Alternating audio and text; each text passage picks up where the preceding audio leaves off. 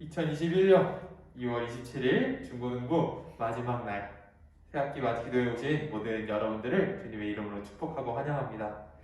함께 찬양하심으로 더 깊은 예배 자리로 나아가도록 하겠습니다.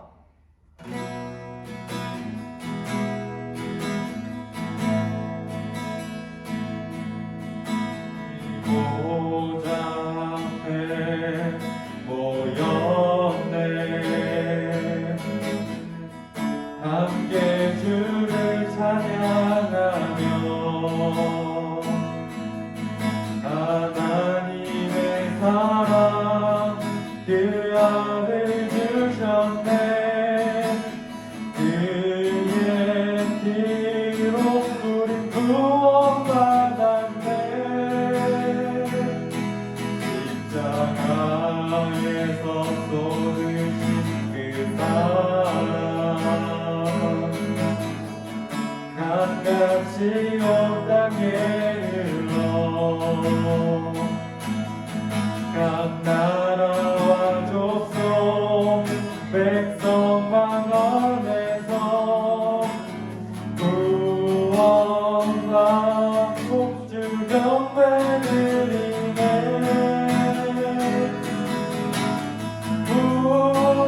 구원하시니 보좌에 앉으신 우리 하나님과 어린 양떼이도다.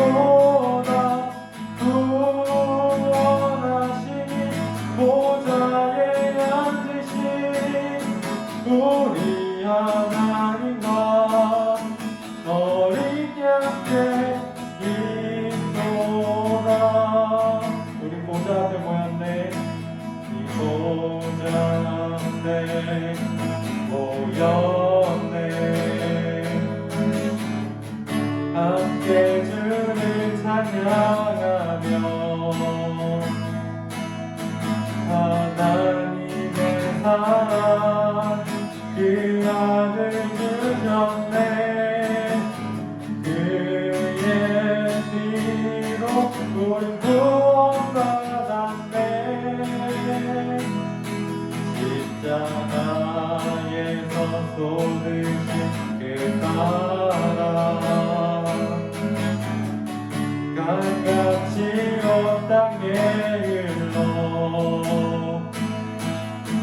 각 나라와 족속 백성 방언에서 구원과 복주 경배드리네.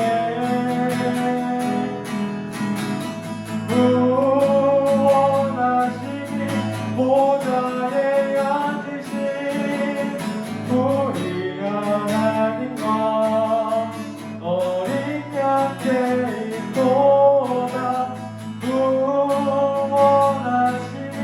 보좌에 앉으신 우리 하나님과 어린 양떼이도다.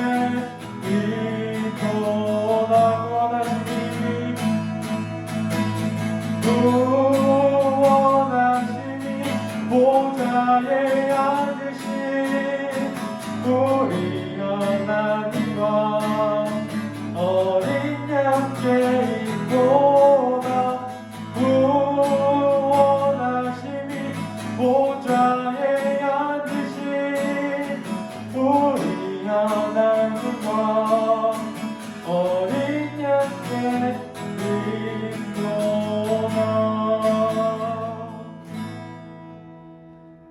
함께 하늘에 물을 엿서 찬양하도록 하겠습니다.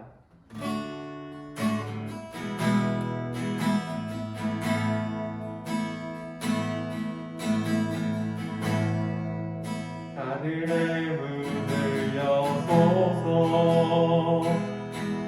이곳을 주목하소서. 주를 향한 노래가 꺼지지 않으니 하늘을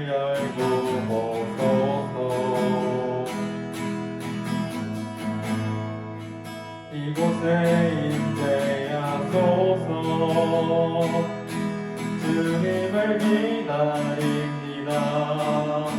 기도의 향기가 하늘에 닿으니 주여 임재하여 주소서. 이곳에 오셔서 이곳에 앉으소서. 이곳에서 드리는 예배를 받으소서. 주님의 이름만이 오직 주의 이름만 이곳에 있습니다. 처음부터 찬양합니다. 하늘의 문을 여소서. 이곳을 주목하소서. 주를 향한 노래가 꺼지지 않으니 하늘을 열고 보소서. 이곳에 임재하소서. 주님을 기다립니다. 기도의 향기가 하늘에 닿으니 주여 임재하여 주소서. 이곳에 오셔서 이곳에 앉으소서.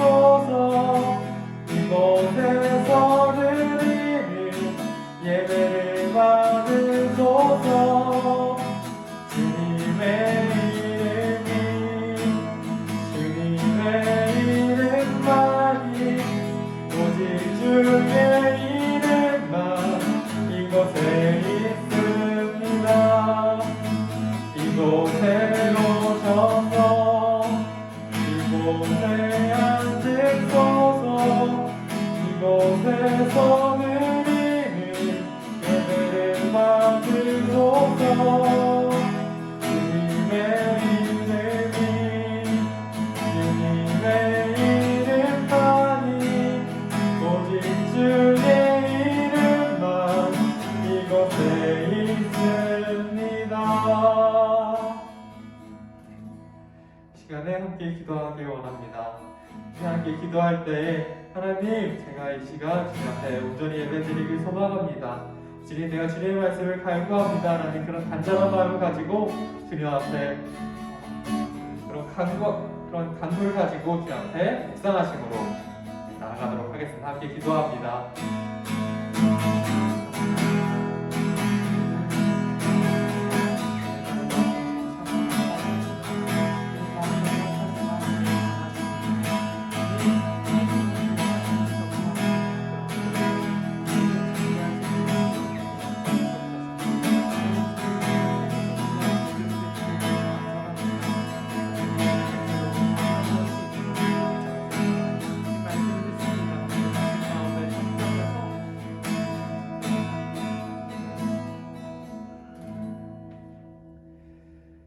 사랑의 하나님, 참 감사합니다.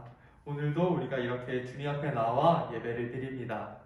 하나님, 우리가 드디어 이제 새학기 맞이 기도의 마지막 날이 왔습니다. 하나님, 우리가 마지막인 만큼 주님 앞에 더욱더 간절한 마음으로 예배드리고 또 찬양하고 기도로 나올 수 있도록 우리 붙들어 주옵소서. 주님께서 우리의 강한 산성이심을 우리가 고백합니다. 주님, 느헤미야서가 고백하듯이 주님, 아무리 예루살렘 성벽이 건축되었다 하더라도 그 안전을 지키시는 분은 주님이심을 고백할 수 있는 모든 멋진 중고등부 친구 될 수 있도록 붙들어 주시고, 말씀 듣는 우리로 하여금 말씀에 굳게서 교회와 같이 주님 반석에 굳게서 교회와 같이 우리를 붙들어 주옵소서. 주님 감사합니다. 예수님의 이름으로 기도합니다. 네. 오늘 우리에게 주시는 말씀은 느헤미야 13장 4절에서 9절입니다. 느헤미야 13장 4절에서 9절 말씀입니다. 하나님의 말씀을 읽습니다. 하나님의 말씀을 경청하십시오. 이전에 우리 하나님의 전의 방을 맡은 제사장 엘리야십이 도비야와 연락이 있었으므로 도비야를 위하여 한 큰 방을 만들었으니 그 방은 원래 소재물과 유향과 그릇과 또 레위 사람들과 노래하는 자들과 문지기들에게 11조로 주는 곡물과 새 포도주와 기름과 또 제사장들에게 주는 거제물을 두는 곳이라. 그때에는 내가 예루살렘에 있지 아니하였느니라. 바벨론 왕 아닥사스다 32년에 내가 왕에게 나아갔다가 며칠 후에 왕에게 말미를 청하고 예루살렘에 이르러서야 엘리야십이 도비야를 위하여 하나님의 젖들의 방을 만든 악한 일을 안지라. 내가 심히 근심하여 도비야의 세간을 그 방 밖으로 다 내어 던지고 명령하여 그 방을 정결하게 하고 하나님의 전의 그릇과 소재물과 유향을 다시 그리로 들여 놓았느니라. 아멘. 네, 오늘 마지막 날 이렇게 나온 모든 친구들 환영합니다. 오늘이 마지막 날이에요. 마지막 날인데 혹시 오늘 처음으로 나온 친구들도 있을 것 같은데 우선은 그동안 여러분들이 말씀을 다 묵상했을 거라고 생각을 하고 이전의 말씀에 짧게 얘기하겠습니다. 지난 목요일 설교에서 이스라엘 백성들은 예루살렘 성벽을 완성하고 영적으로 각성해서 곧바로 에스라를 찾아갔습니다. 그래서 에스라를 찾아가서 에스라님 제발 말씀 좀 강독해달라고 말씀을 읽어서 이 말씀으로 설교해달라고 이렇게 요청을 했습니다. 그래서 에스라의 말씀을 들은 그 이스라엘 사람들은 크게 애통해하면서 마음 아파하면서 자기들의 죄와 심지어 조상들의 죄까지도 미워하며 회개했다고 했습니다. 그들의 회개는 그런 슬픈 감정에 머문 것으로 끝난 것이 아니라 정말 그런 실제적인 행동으로 옮겨졌습니다. 그들은 율법이 말하는 대로 이방인과 혼인했던 그런 사람들은 이방인과의 그 결혼을 무효하게 됐고요. 또 레위인들이 하나님께 예배드리는 사람들인데 이스라엘 백성을 대표해서 예배드리는 사람이 레위인인데 그들이 원래는 그 복을 받아 살 수 있으니까 대신 일을 할 수 없고 온전히 하나님께 제사만 드려야 되니까 백성들이 그 레위인들을 위해서 11조를 드렸어야 되는데 그 11조도 이제 회복을 시켰습니다. 그리고 이스라엘 백성들이 잊고 살던 그런 안식일과 안식년도 모두 회복시켰던 그런 일이 일어났습니다.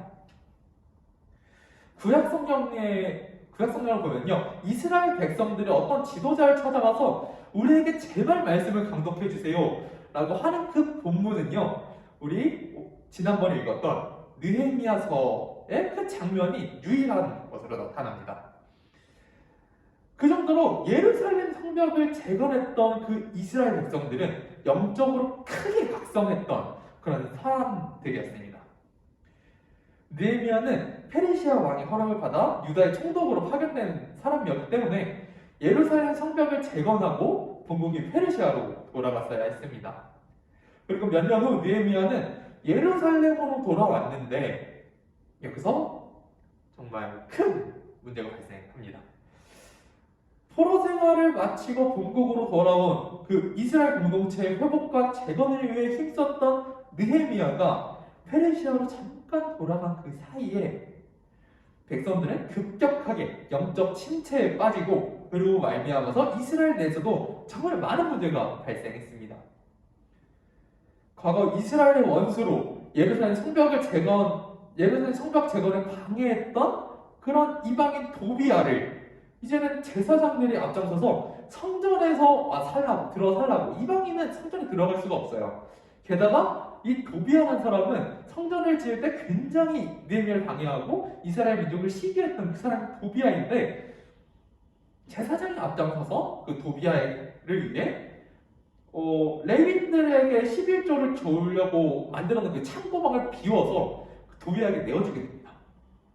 그리고요, 그렇다 보니까 자기네들 11조가 없고 봉급이 없으니까 레위인들 하나님을 예배하지 않고 성전을 다 떠나서 밭에서 일을 하기 시작했습니다.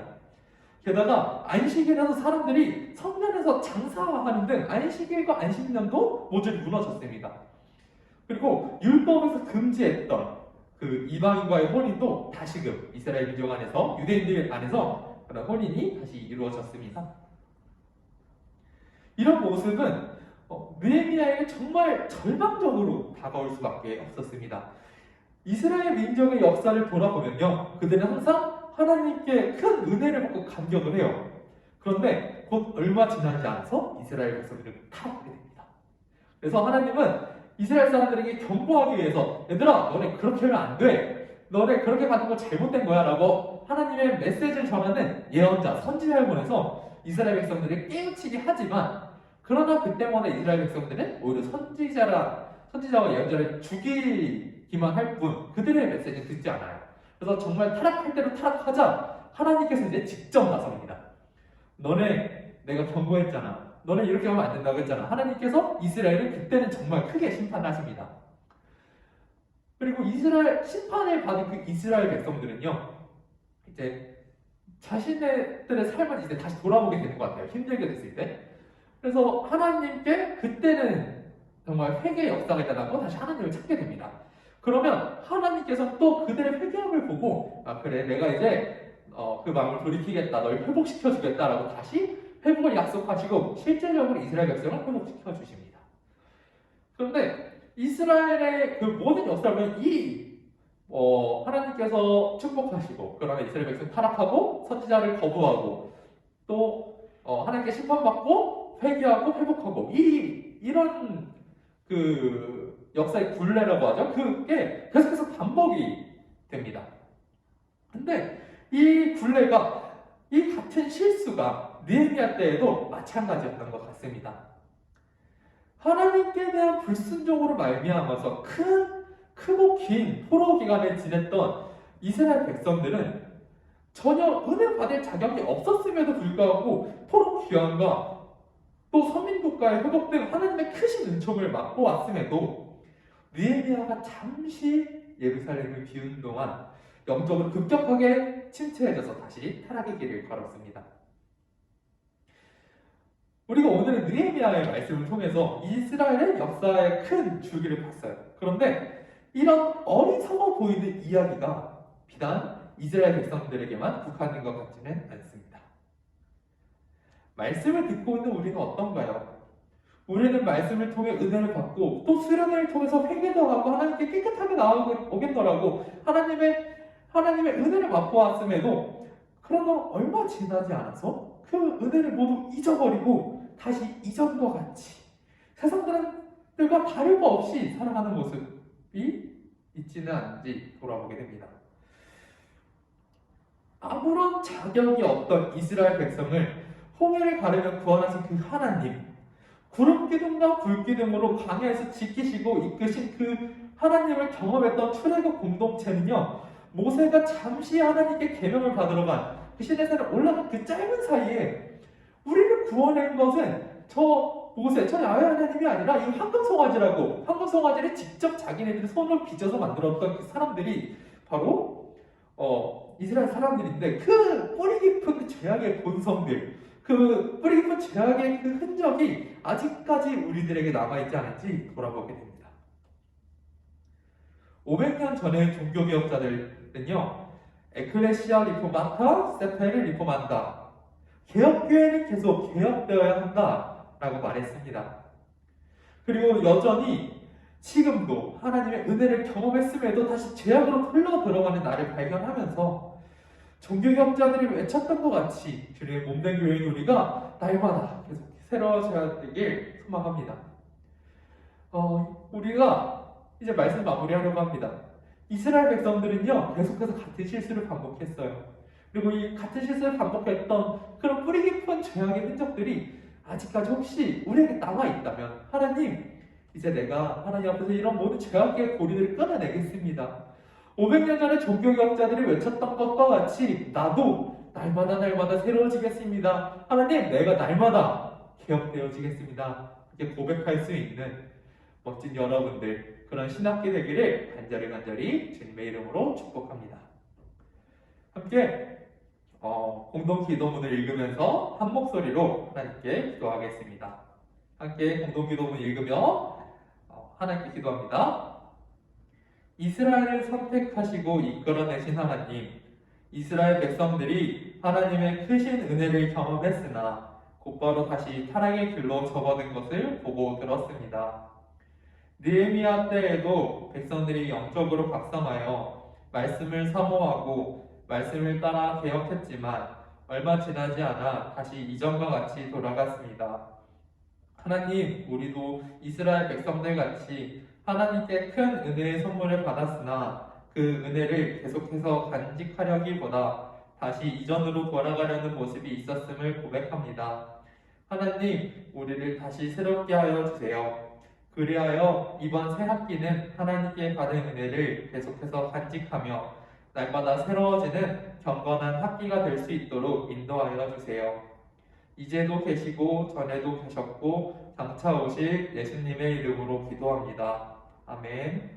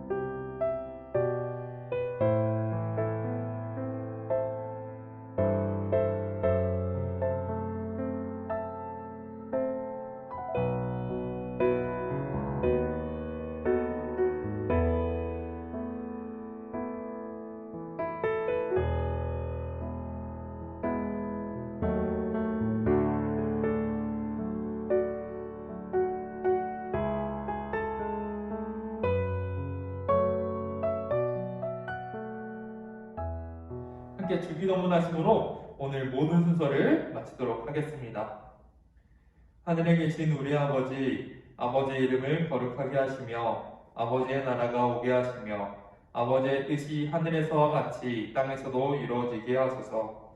오늘 우리에게 일용할 양식을 주시고 우리가 우리에게 잘못한 사람을 용서하여 준 것 같이 우리 죄를 용서하여 주시고 우리를 시험에 빠지지 않게 하시고 악에서 구하소서. 나라와 권능과 영광이 영원히 아버지의 것입니다. 아멘.